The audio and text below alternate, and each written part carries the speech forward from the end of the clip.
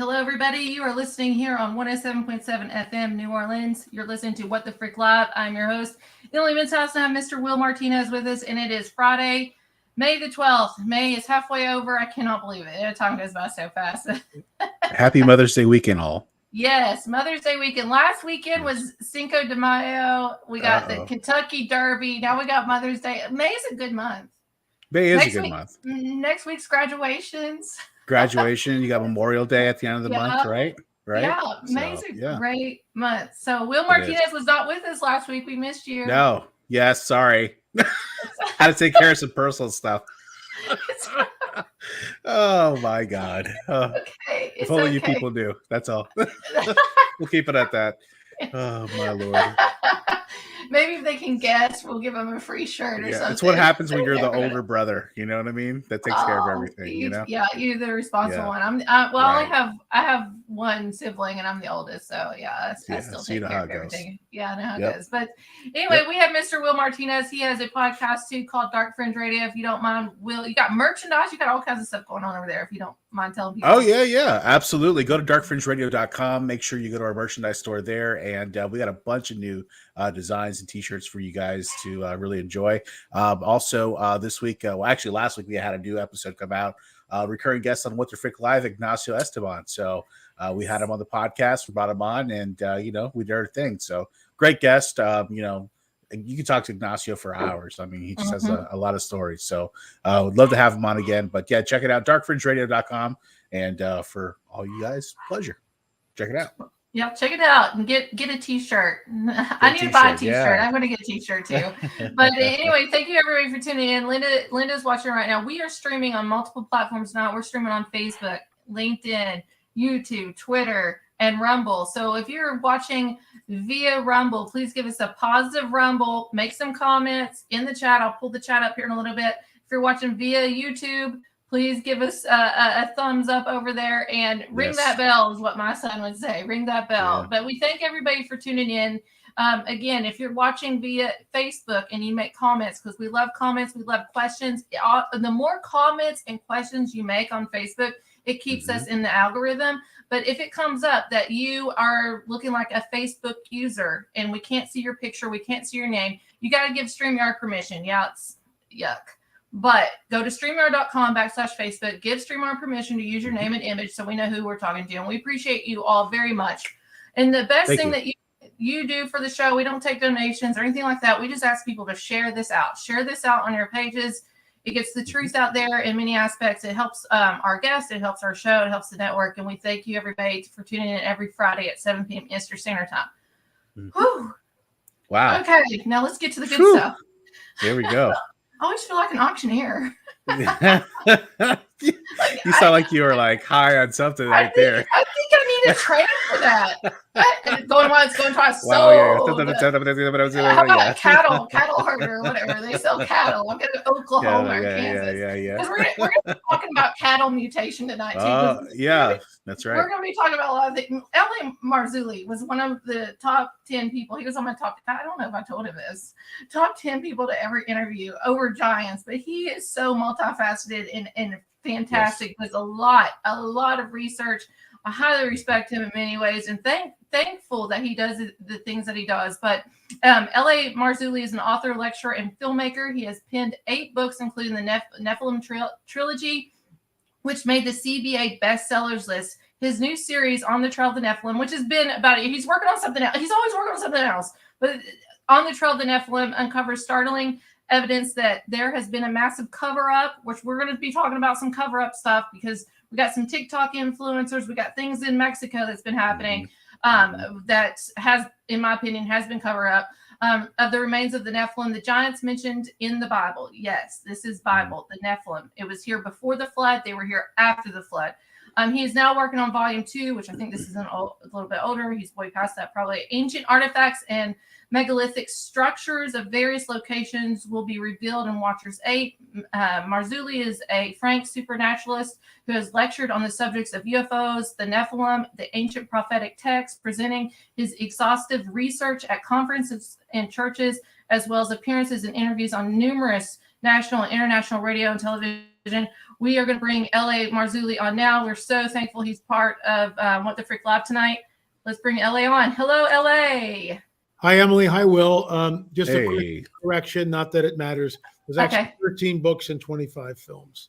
Okay. That's a very old bio. I don't know where you picked that up from. But From no your worries. website? No, it doesn't really matter. Okay, I got it from your website. So Yeah, there's a ton of stuff there, folks, and you can get lost with all of it. But thanks for having me on. I appreciate it. No, thank you. Thank you. Thank you. So you've been on before, and it was just like a roundabout discussion. I had a lot of things planned to talk about, and I felt like we didn't even touch base on any of this stuff. So what I'd like to start out tonight, because you are working on some UFO things, the cattle mutations, the crop circles. So I'd like to end with that towards the end. But what I want to talk about with the Nephilim is the actual body structure of Nephilim. You have skulls that you present on your website and on your shows and stuff on YouTube. And the one behind you there, it looks like their brain is extended up.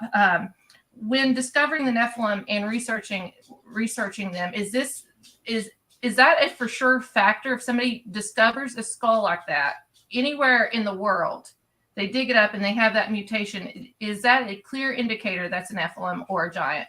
Well, we don't know. I mean, first of all, it's not a giant.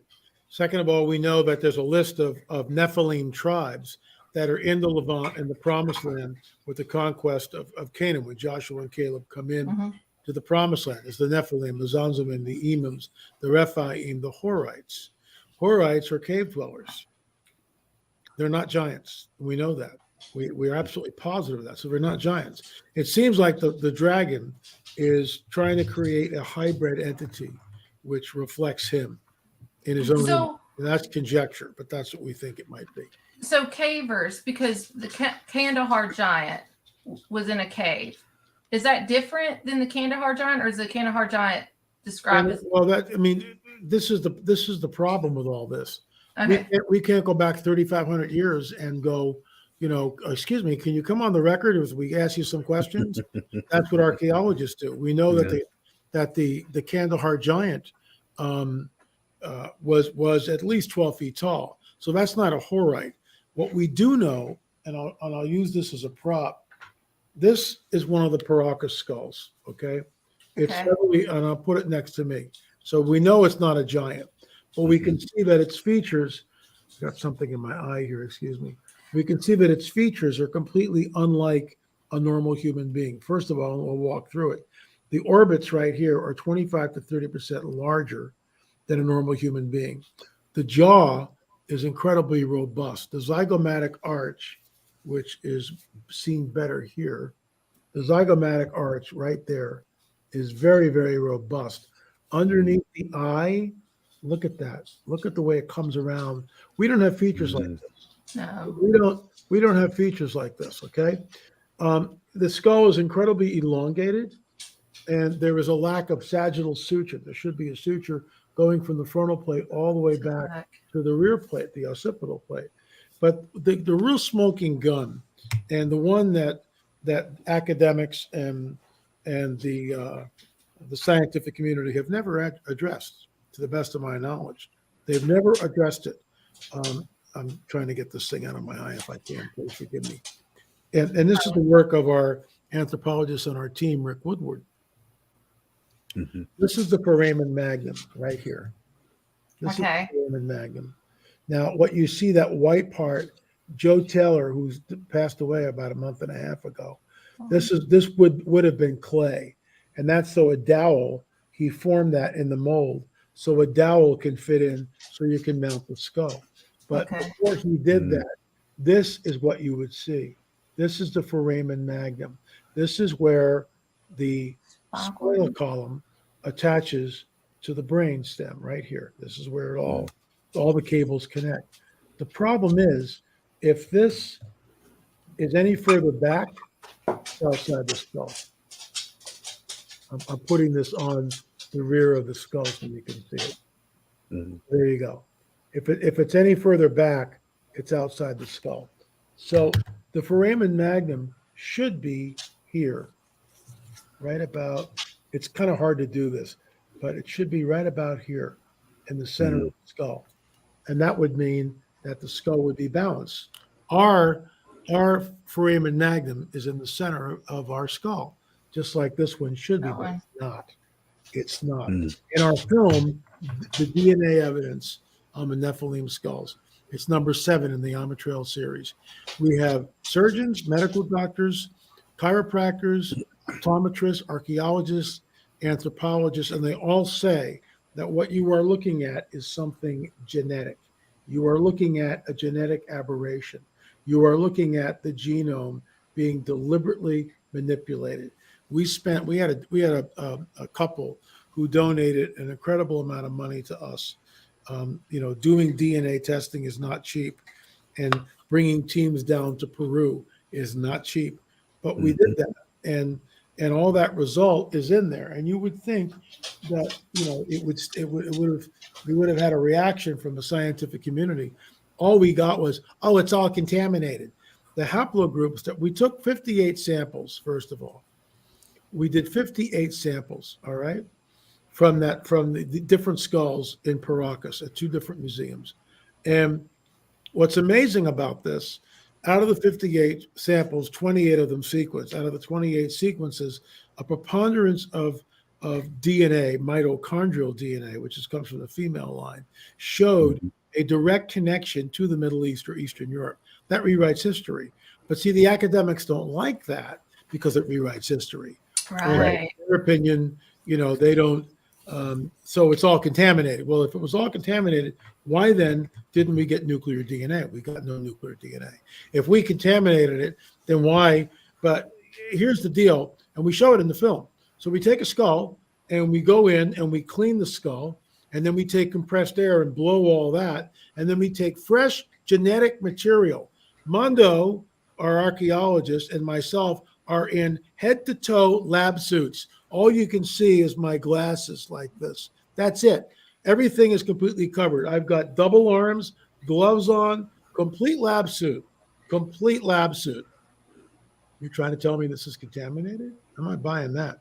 And then we would take a grinder in the fresh genetic material, and we would grind that, the bone, and we would take that and we collect it in a piece of paper. We'd fold the paper. It would go right into a vial or a bag, sealed up. Boom, done. It's not contaminated.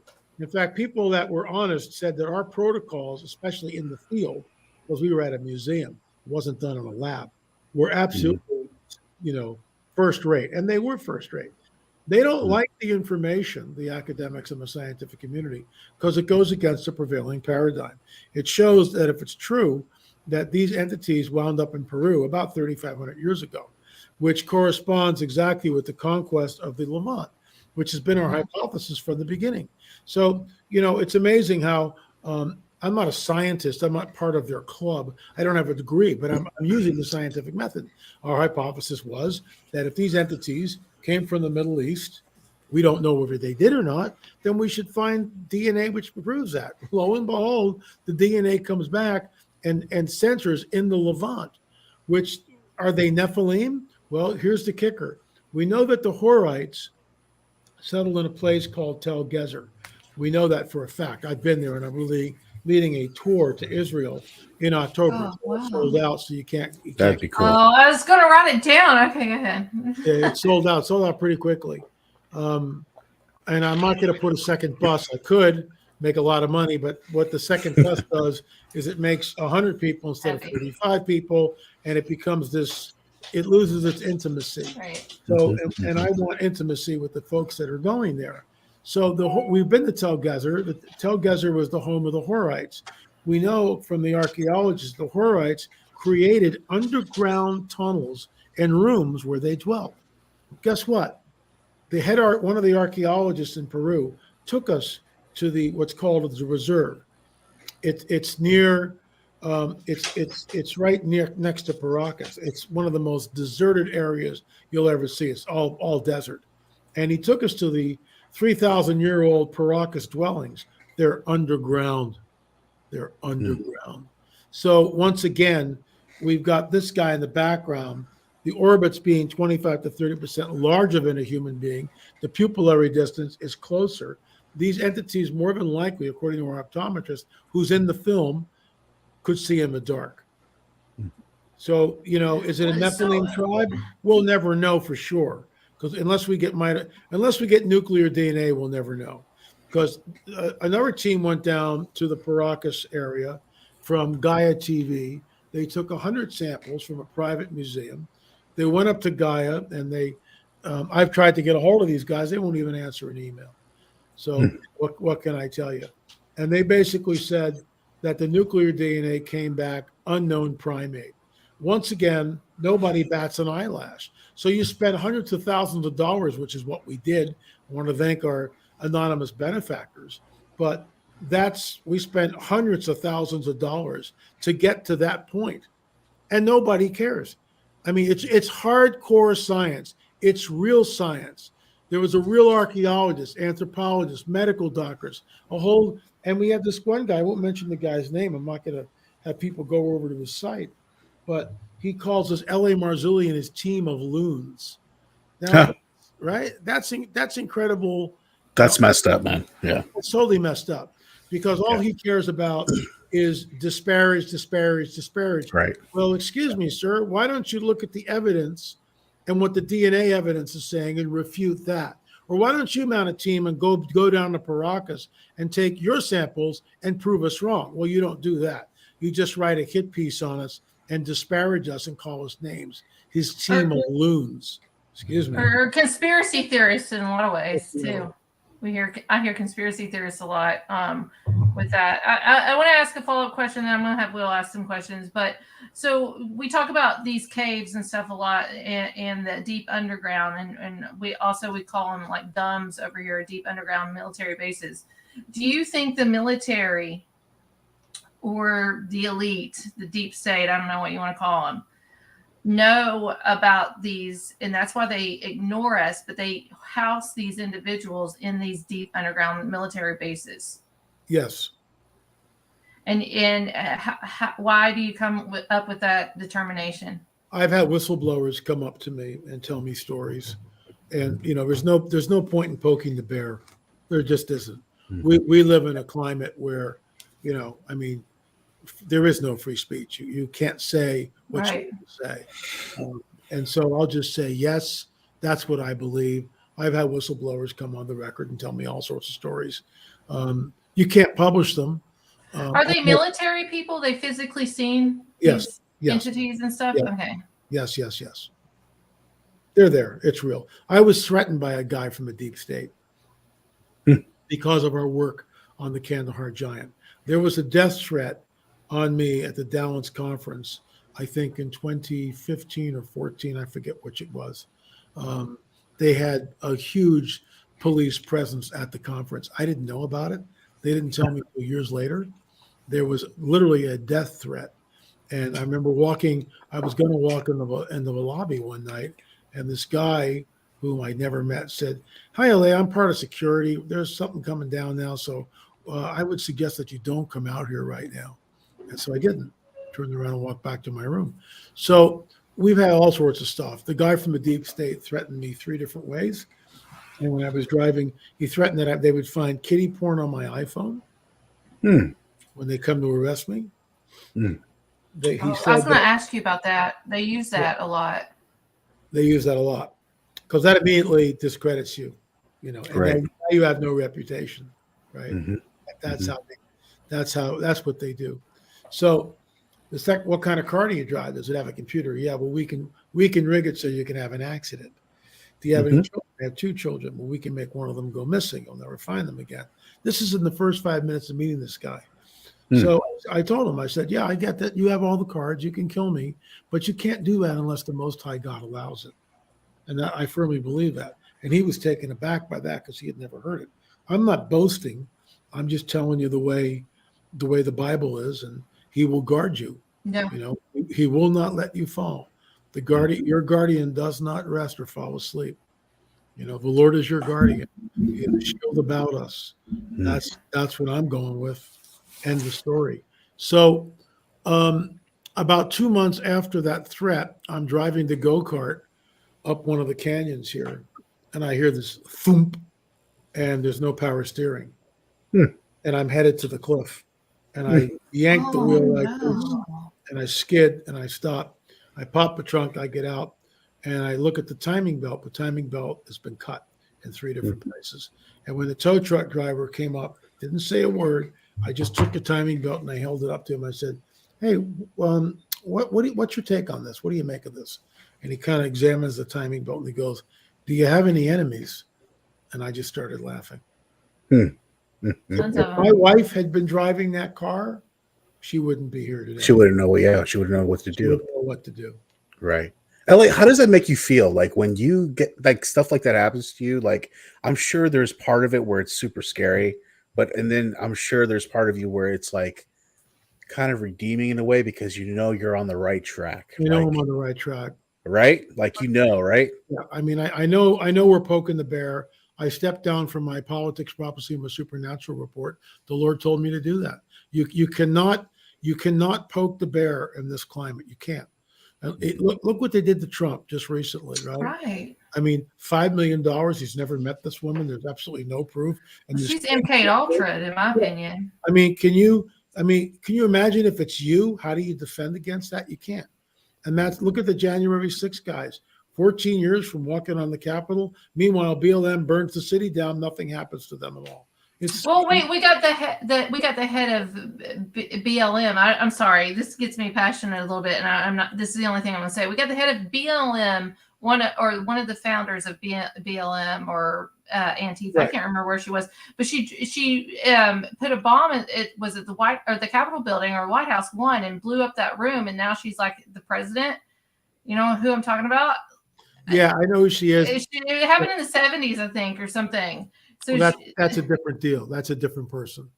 Yeah, but she's part of Antifa or Black Lives Matter. She's been a radical forever. I forget her name. Right. Susan something or other. Yeah, look, it's just they are destroying America piece by piece. Yeah. It's deliberate. It's a managed agenda. And this is Obama's 3rd term. Yeah. In my opinion, Obama hates America. And we are witnessing the deliberate destruction of America. If there's anything left by the end of the year, I will be surprised. You can't there's no other country on this planet who would allow millions of people to come in to their country like this. And this is a controlled chaos. It's done deliberately to completely collapse everything, to collapse the infrastructure, which is what it will do. And it's both parties. Linda Judd, she's a faithful viewer and watcher of the show, and thank you, Linda, for tuning in. But when two parties argue, 90% of the time, they are both right. George Washington warned us about a two-party system, which I think needs to be eliminated. Ernesto, we're transforming into a subject of the world government. That's true. Yep. Lee Diddy, this is one of my mom's best friends from high school. She's tuned in. Great show. Thank you, Lee, for tuning in.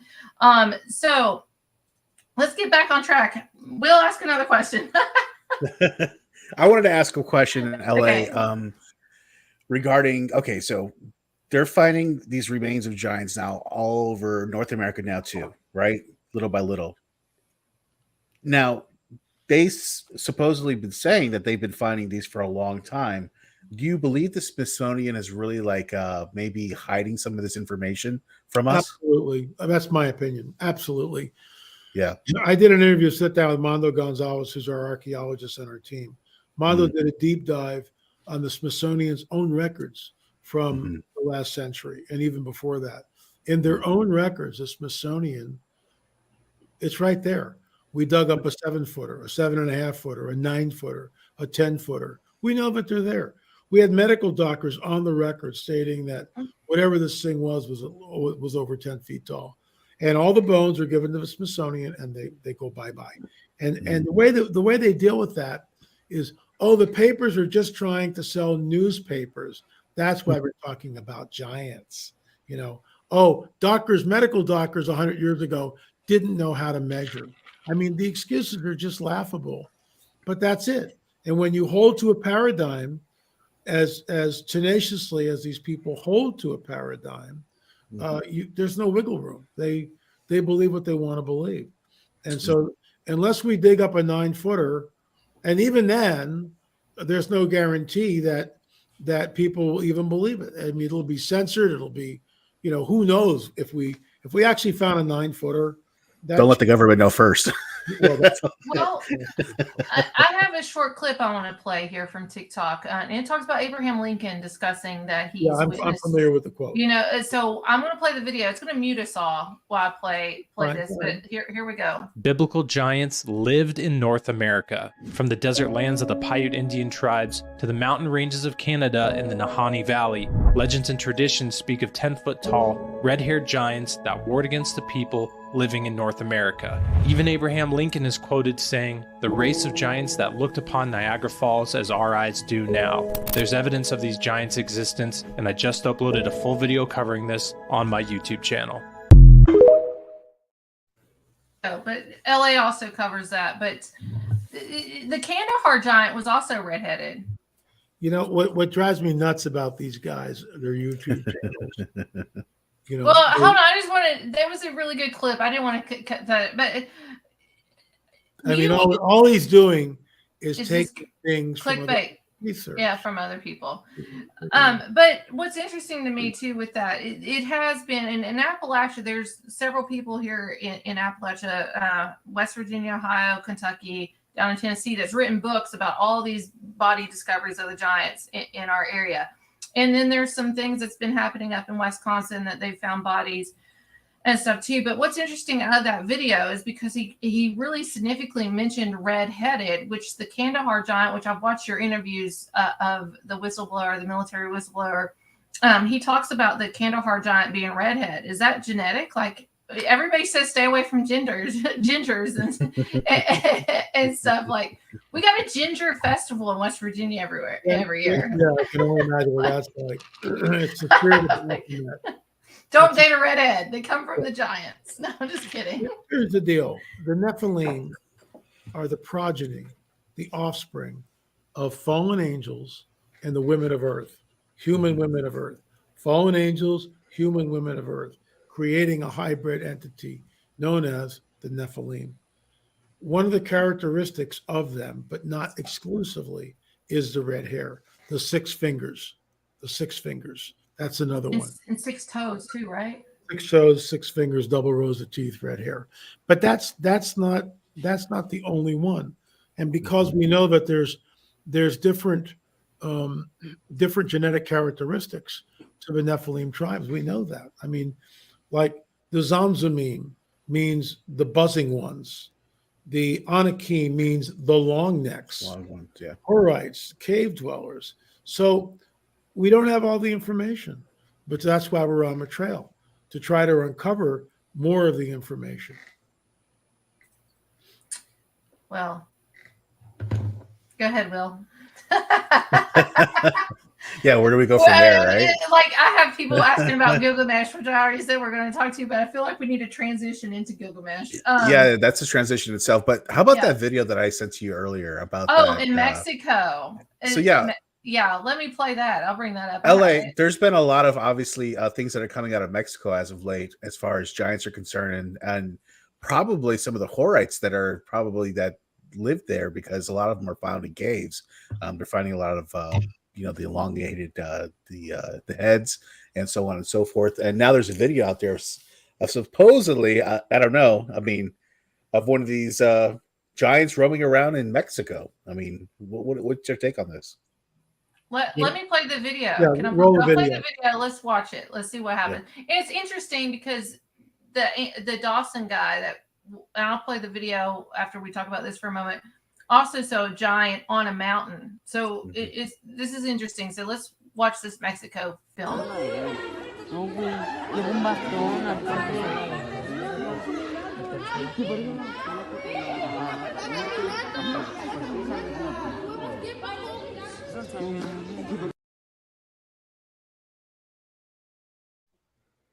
But that was the little clip of the giant. Is that a giant? Is that big enough to be considered a giant? I don't know what that is.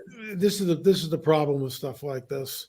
Yeah, and I've seen that clip before. Someone sent it to me. There's no way to vet that. There's no perspective. Whatever this thing is, it's big, but it could be the angle of the camera could be a horse for all you know. We don't know what it is. So when I look at stuff like that, I put it on the back burner because you can't vet it.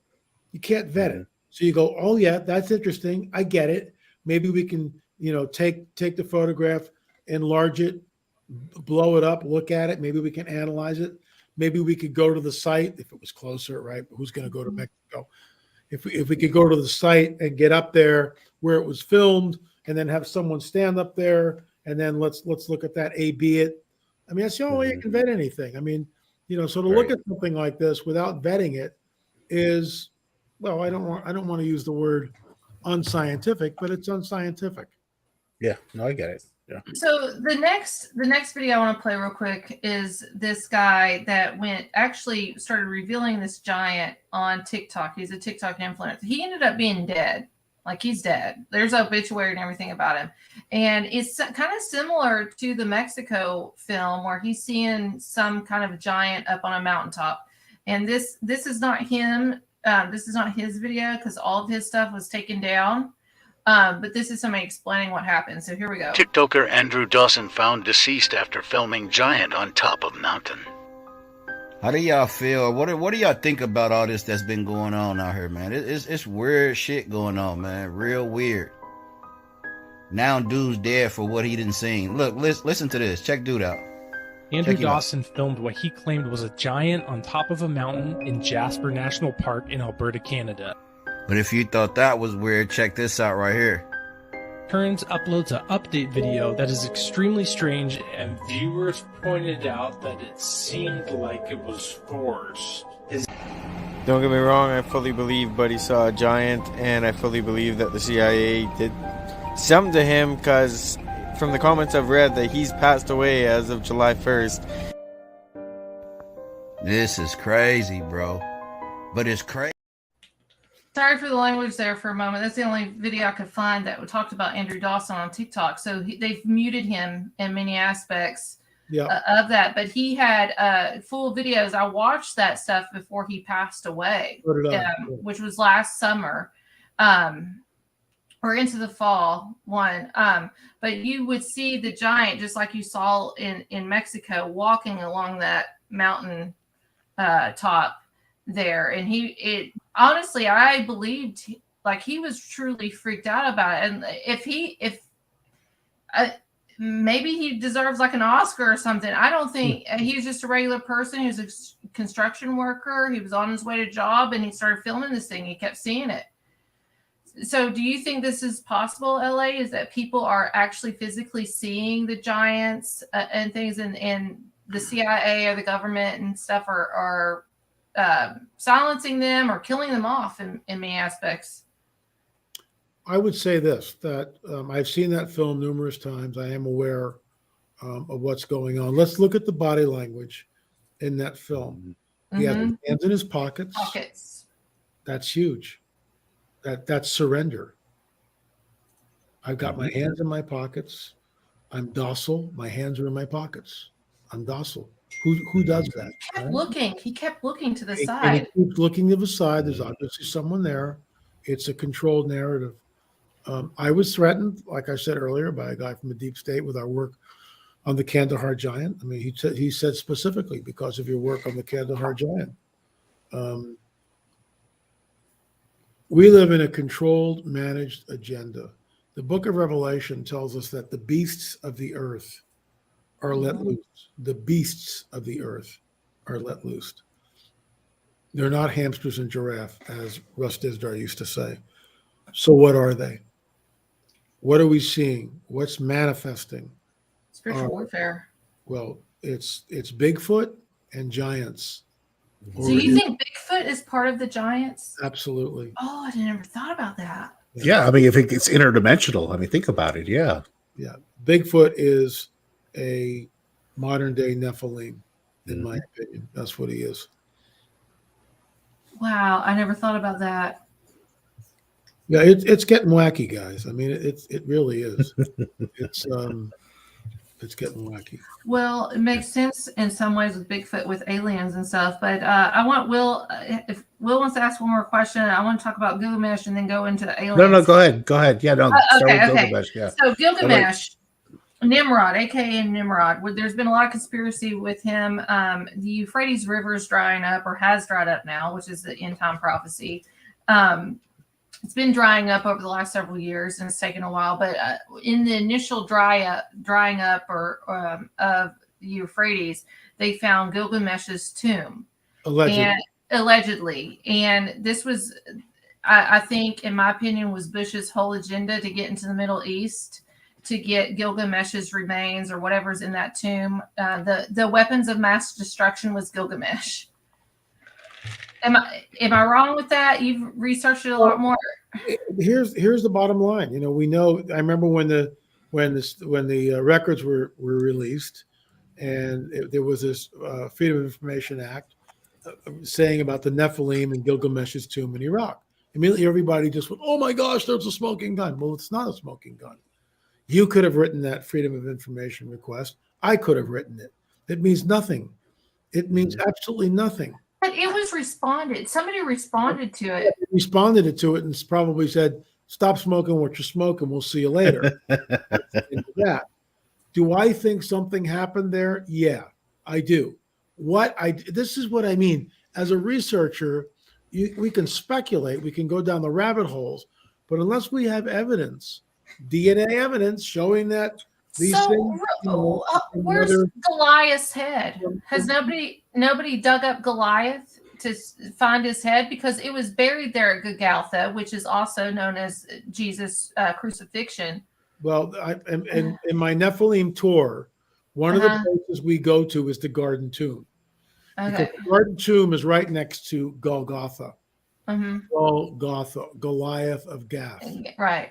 Possible. So just think about the supernatural implications if this is true. What if Goliath's head was buried on Golgotha?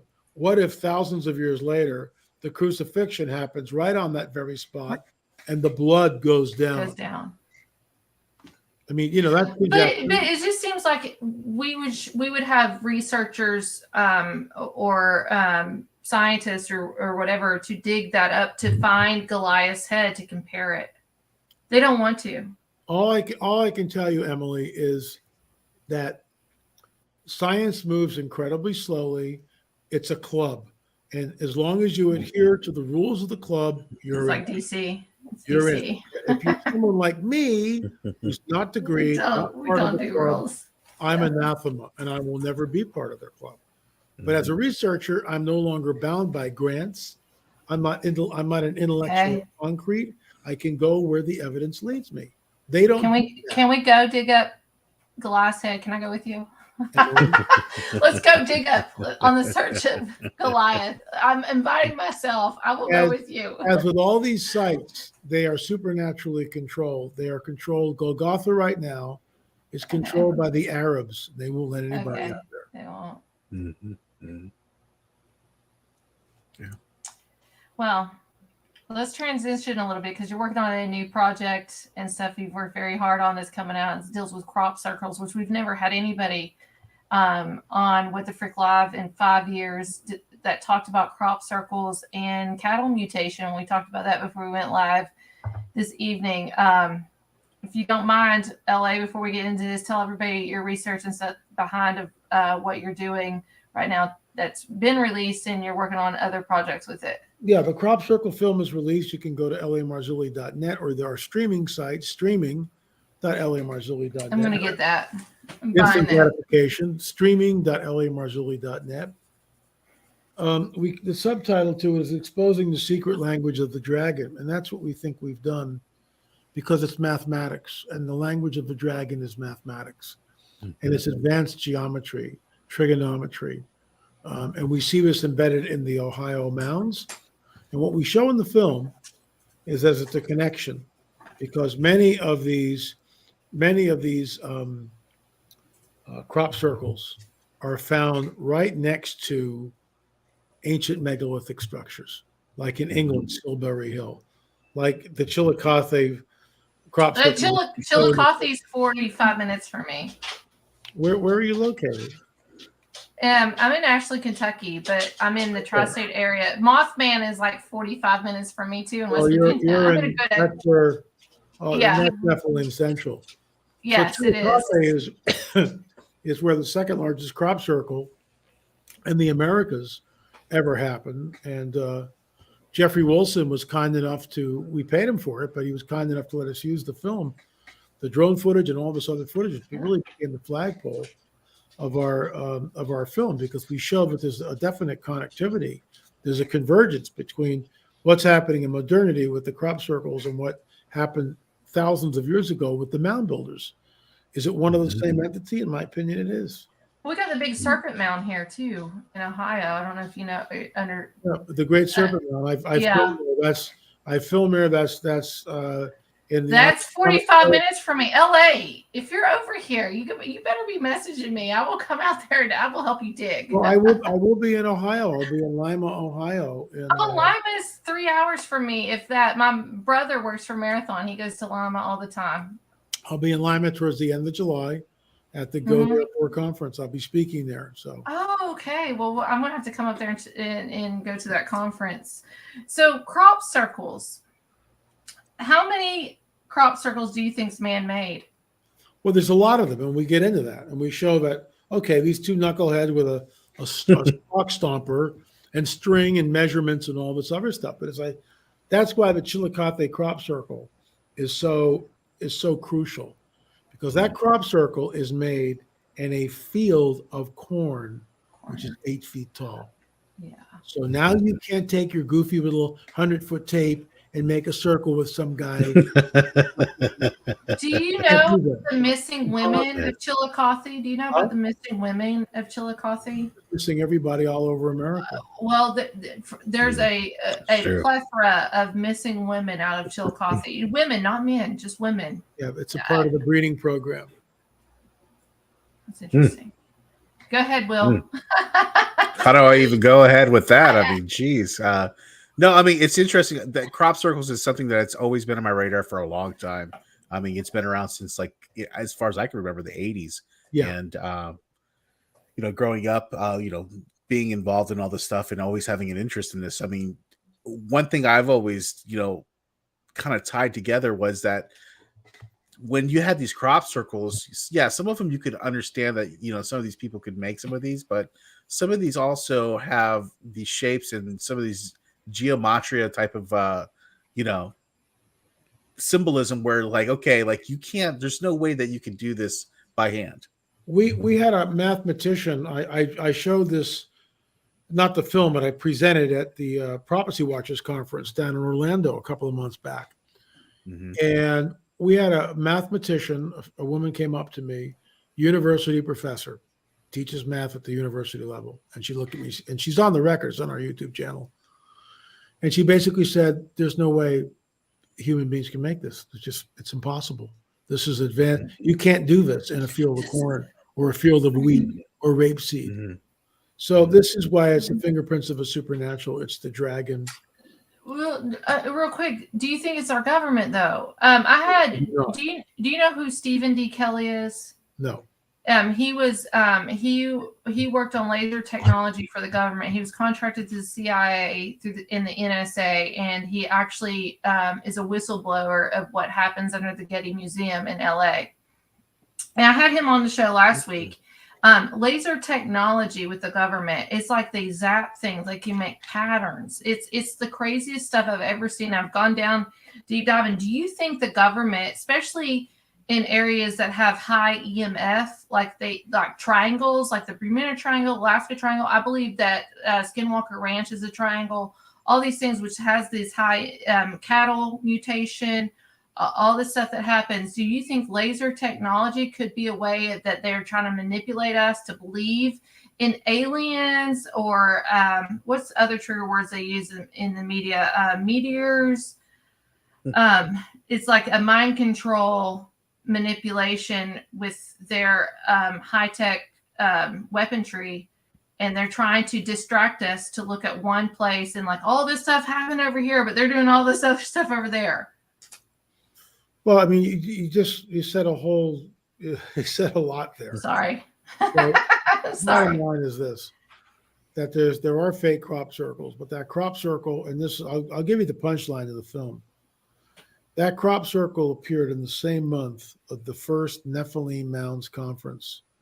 And Yeah, but we got this deep state that believes in dates and times and all this stuff. that was in Ohio, in Newark, Ohio. Okay.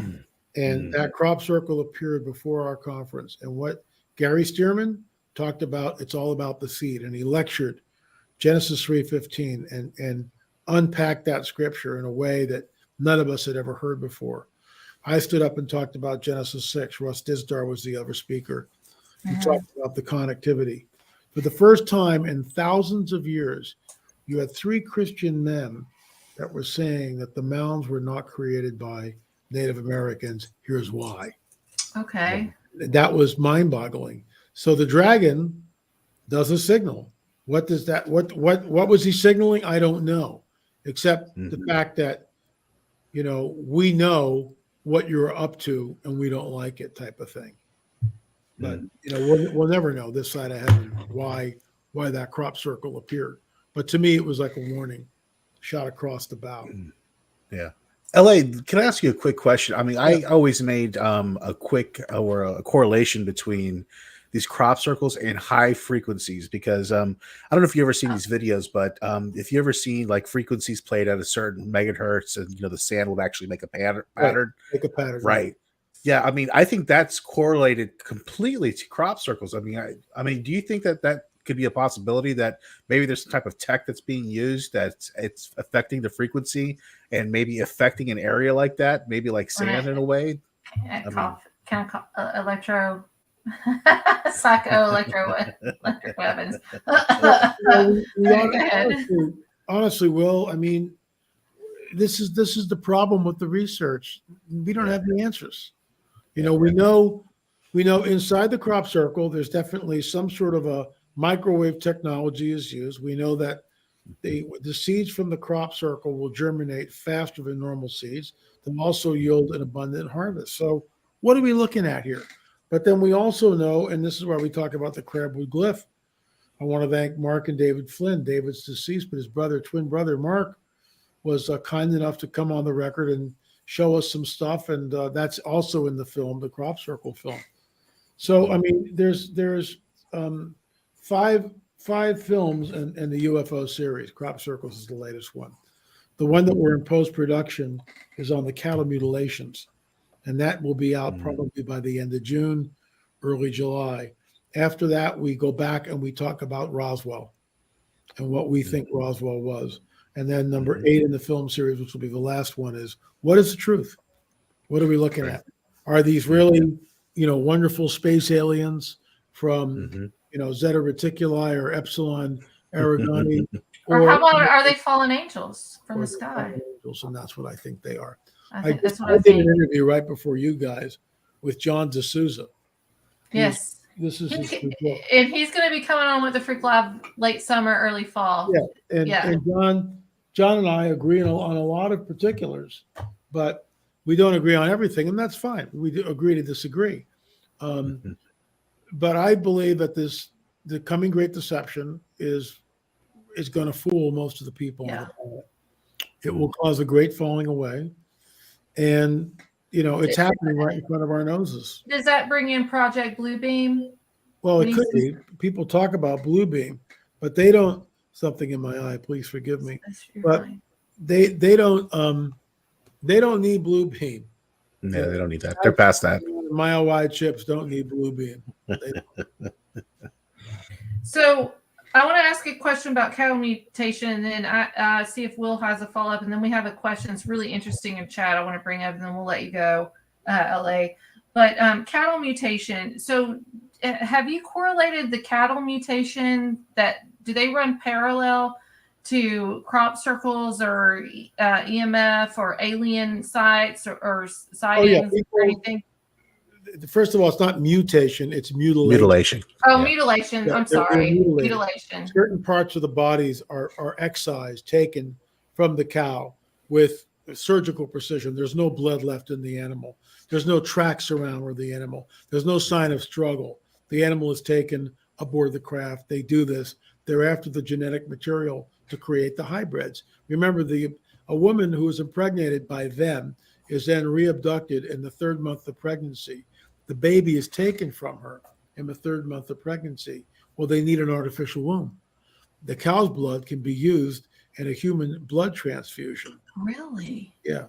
So they are, in my opinion, they are creating artificial wombs with the material that they're taking from the cattle and horses and other material. They use the blood. So they take the child from the woman, which is a hybrid being, Right. and they put it in the artificial womb. Is it true, LA, that there's a pretty good correlation between these cattle mutilations and them being very close to military bases as well? Yes and no. Sometimes there is, but not often. I mean, not all Not the time. often. Yeah, I mean, Okay. there's cattle mutilations like this one guy who we interview in the film. He's out in the middle of nowhere. There's not a military base around him at all. Very high, very deep, dark, high strangeness on that property. When I was there, I actually prayed over it. Do you think Area 51? We're running out of time now. We're really and I have this last question. I'm going to ask a question in the comments here. That's a pretty good one. But do you think Area 51 is a dome that houses Nephilim? Well, yeah, it definitely back in the day. Whether it does so now or not, I don't know. Bob Lazar worked at S4. He saw alien technology. He tried to back engineer the propulsion system. He saw the sports model. That's back in the 90s. Now we know it's real. Element 115, right? Yeah, Element 115. That's right. So Frank is watching. Thank you, Frank, for tuning in. He's one of my friends. Has there ever been a female giant? We don't know that.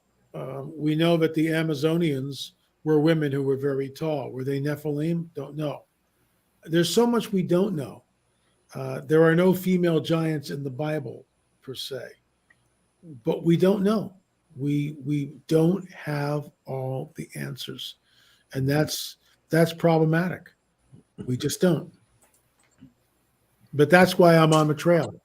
That's it. That's why I'm on the trail of a Nephilim. You're on the trail of that and crop circles and all kinds of stuff. We appreciate A lot of you stuff. so much. Yeah, absolutely. I'm telling you, I admire you, Ella. You're one of the top 10 people I ever wanted to interview. So you have checked off a bucket list item for me.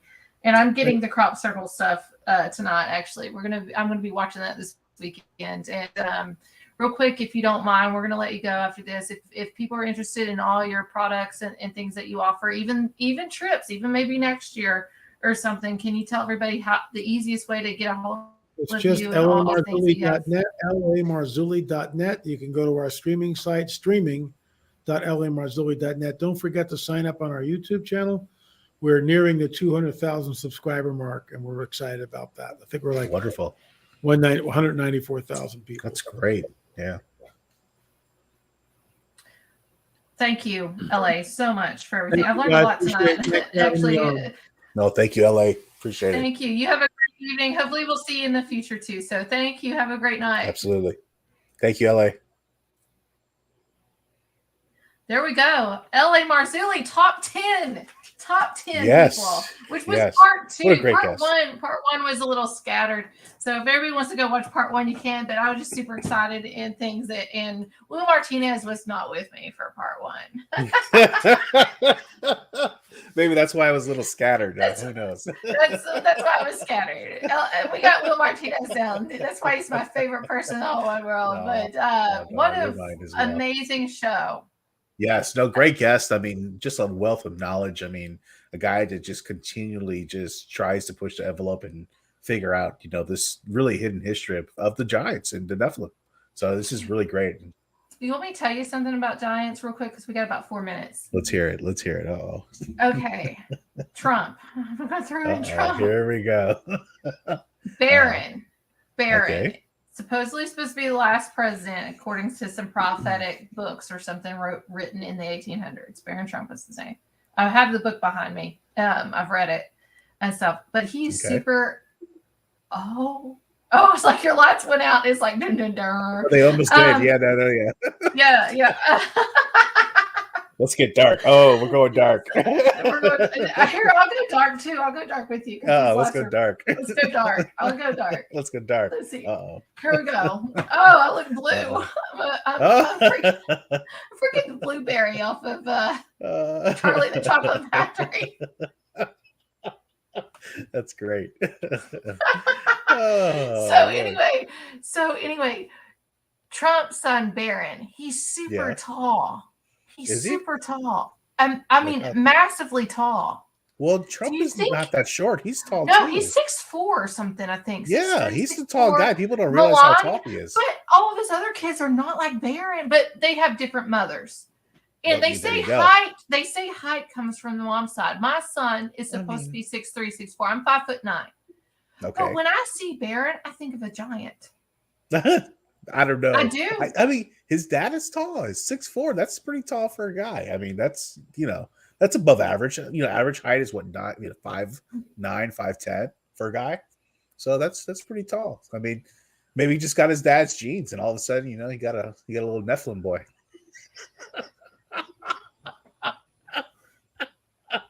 I don't know. Little Nephilim baby. I don't know. It could be. I don't know. It's like every single time I see Barron, and we love Barron. Barron is like 1.5 foot taller than his dad. Like, he's massively huge. Well, try to put that kid down for try to tell him what to do. Alien supposedly, what's the book's name here? It is The Complete. It's Ingersoll Lockwood book about Barron Trump. It was in the 1800s. That was going to be. It's like a prophetic book. I've read it. Boy. So everybody go look that up. But while I'm talking about this real quick, we got 2 minutes left. Next week we're going to go back to haunted stuff. Nice. It's going to be a nice haunted week next week in May. We're going to be having, hold on, I want to make sure I get his name right because he's my favorite, on 28 Days Haunted. Did you watch that on Netflix? No, I haven't seen that. No. Oh, go on Netflix, watch it. Nick Simmons from Netflix. Okay. 28 Days Haunted. He was with Sean Austin. Sean Austin, I know Sean, but I'm just going to say I loved him so much because he called Sean out. And we're going to be bringing up clips and stuff, but 28 Days Haunted deals with different groups of people went to different areas or different haunted facilities, and they lived there 28 days because this is comes off of Ed and Lorraine Warren's theory of 28 days of investigating haunted locations. They lived there with no social media, nothing for 28 days. That's interesting. I did like this series, but his group there was something else. And so we're going to have him on next week. We're going to go 28 Days Haunted. It's like that show. What is it called? Where all the people get together and live together? 13th Go? 13 No, not 13. The Big Brother? Yeah, that. Big It's Brother? like a haunted Big Brother. Oh. For 28 days, maybe. We should do that. Yeah. Winchester House. The Winchester House. Big Brother in the Sarah Winchester's house. Alone for 28 days. 28 days. Well, they send these people alone out, right? We could play tricks on each other and stuff. That's Naked and Afraid. Great. Naked and Afraid. We could do Naked and Afraid at Sarah Winchester's. There you go. That's exactly when you just see somebody running down a corridor naked and their junk just flying in the sky. Yeah, that's great. With pixels and everything. Yeah, no, that's not. Taking it to that level there. Well, we're gonna ask him about that next week. There we go. We'll bring it up. Maybe we'll pitch a show. We're gonna close out. Thank you everybody for tuning in here on What the Frick Live. We love you all. We appreciate all our regular viewers and everything. Please subscribe to the link tree. I did not put the banner up. If you're watching via Facebook, we're gonna do giveaways and stuff this summer. Actually, I might have a giveaway. I'm gonna do a giveaway next Friday. I'm doing a giveaway next Friday. It's a T-shirt, or a mug. I don't know. We'll figure out. And then something. The following Friday, and then the following one, I'll do one. How about that? Okay. All right. Deal. We're gonna do some giveaways the next couple weeks. Sounds good. So I'll make some ads and stuff and push that out there. But go to Linktree. It's linktr.ee/WhatTheFrickLive. Subscribe over there. I need more subscribers because I'm gonna do giveaways every once in a while through our subscribers that subscribe to Linktree. So we appreciate everybody. Thank you for listening here on 107.7 FM New Orleans. We love you all. We'll see you again next week, and that is going to be Friday, May the 19th.